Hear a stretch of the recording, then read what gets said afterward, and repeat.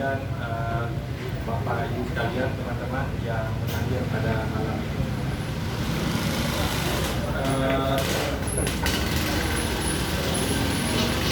Yang istimewa Direktur Bandar yang memasang badan pada malam ini.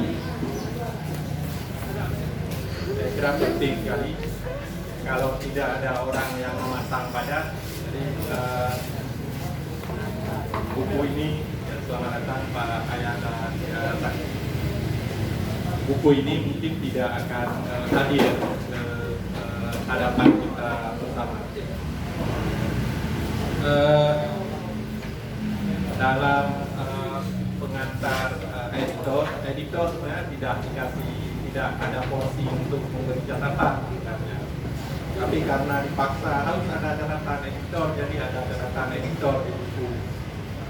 Jadi ada satu kelemahan di buku itu bahwa tidak ada review terhadap 15 tulisan yang sudah hadir. Seharusnya ada.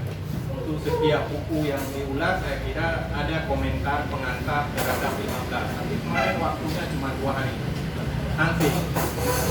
Jadi satu orang itu harus berpikir tentang naskah, harus pepet mengumpulkan naskah, kemudian melihat naskah ala kadar sampai ke layout.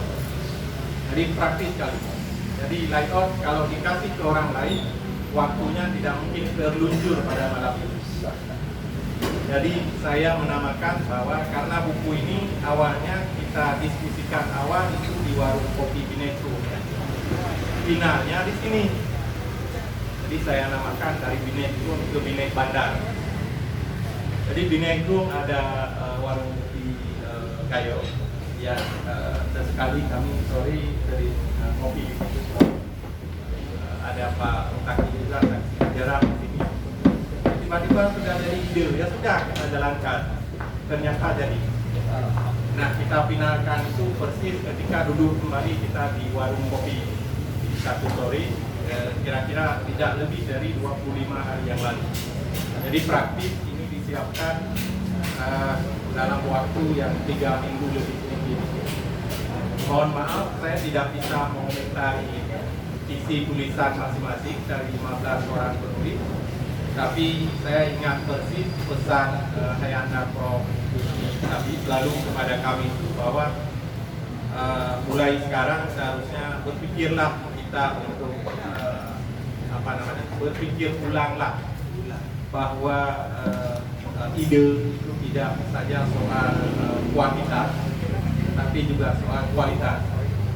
Ini juga menjadi catatan kita bahwa setiap tulisan yang hadir kemudian itu kalau bisa ada revisi berlapis, saya untuk tulisan yang kita hadirkan itu mungkin kalau kita bilang penilai itu tetap yang menilai sebenarnya pembaca. Kalau nanti ada pertanyaan apakah tulisan ini akan berkualitas, mungkin pada batas tertentu bisa ditemukan, tapi batas yang lain tentu pembaca yang akan menilai. Teman-teman sekalian, Bapak Ibu sekalian, Prof yang berbahagia, karena tadi sore Direktur Bandar mengirim WA supaya ada catatan khusus. Nah, saya buat catatan khusus. Ya, Direktur Bandar tidak kecewa. Jadi Bapak Ibu kalau misalnya ingin melihat teks secara langsung apa yang akan saya sampaikan, sudah saya online-kan di Sepilu hari ini. Jadi bisa dibaca dan saya akan membaca penuh tulisan saya hari ini. Karena ini menyangkut dengan apa yang ingin saya sampaikan pada hari ini. Mohon izin saya membacakan judulnya New dan You. Tidak setiap pengalaman kita lebih menunjuk pada harga. Orang berubah sikap dan perilaku kadang-kadang ditentukan oleh bagaimana orang lain memberinya nilai dalam kehidupan. Dengan strata yang berbeda, tidak jarang seseorang akan mendapat kelas yang berbeda pada waktu yang berbeda, sebentuk penghargaan dari orang lain. Penghormatan tidak selalu lahir dan hadir karena kelas. Rasa tidak selalu Perjuangan posisi dalam konteks memberi nilai sepertinya memungkinkan terjadi dalam kehidupan manusia dalam setiap waktu. Kita mungkin pernah mengalami orang yang dasarnya tidak dikenal, tinggal nun jauh di sana, namanya tidak pernah terdengar, tiba-tiba mendapat tempat terhormat. Orang yang dalam waktu yang singkat muncul dan tumbuh menjadi orang penting dalam konteks porsi dan posisi nilai.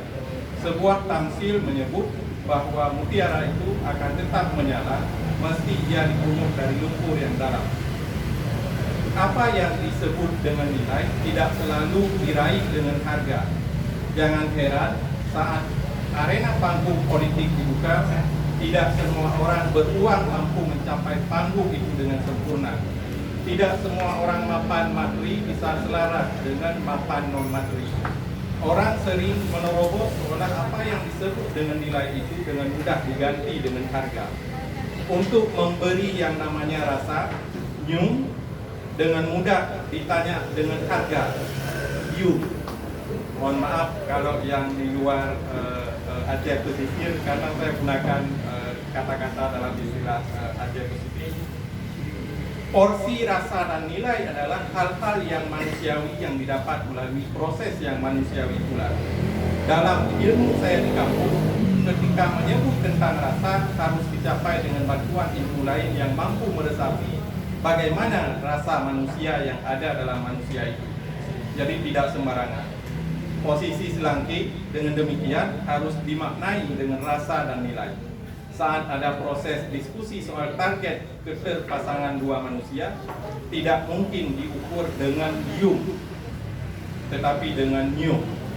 Saat berhadapan dengan new itulah orang harus hati-hati. Sekali lagi tidak sembarangan.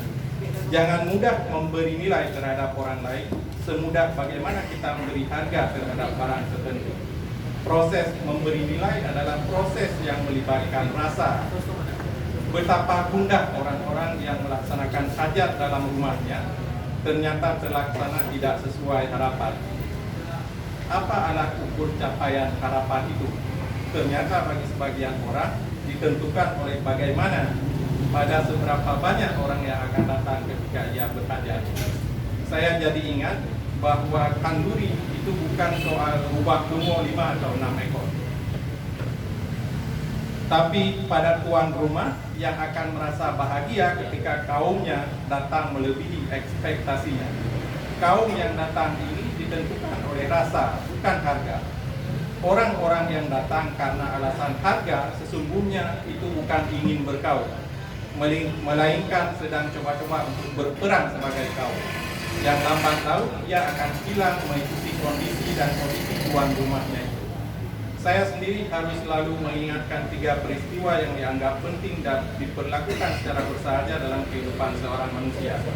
Yakni ada yang namanya kelahiran, perkawinan, dan kematian. Ketiga proses ini dicatat dengan penting. Di rumah saya di kampung, ini saya cerita, itu di sudut luar rumah itu dicatat kelahiran oleh ibu kami, itu tanggal-tanggal kami lahir. Kemudian baru terkenal dengan akta yang orang mencatatnya dengan rapi karena itu jadi peristiwa hukum yang luar biasa bagi manusia. Lihatlah bagaimana orang ketika masanya sudah harus membangun rumah tangga yang baru, mereka akan berusaha handil-hangit untuk mencapai derajat berkeluarga itu. Tidak sembarangan proses akan dilakoni. Mereka yang sedang senang tidak peduli berapa harga yang harus dikeluarkan demi sebuah nilai itu. Kematian juga menjadi satu wujud peristiwa penting lain. Orang-orang yang meninggal dunia akan diperlakukan secara khusus oleh keluarganya. Titik akhir ini pun akan disambut dengan penuh muslihat. Ketiga peristiwa penting itu selalu diiringi dengan kanduri. Wujud 3 kanduri itu tidak sama. Tidak semua orang mendapat tempat saat seseorang itu lahir, itu akan diundang oleh tuan rumah. Demikian juga ketika perkawinan dan kematian. Wujud ekspresi ketiga kanduri itu juga berbeda. Kanduri kematian, ittihat dalam bahasa Aceh, tidak mungkin dilaksanakan sebagaimana pesta pora dalam perkawinan. Pesta pora itu juga bukan pesta pora yang dilaksanakan dalam satu perkawinan, tapi juga tetap. Apa yang menyebabkan hal itu berbeda? berbeda, jawabannya tentu adalah nilai dan rasa. Konteks Mekau yang saya sebut tadi itu tidak selalu menunjuk pada persaudaraan genealogi.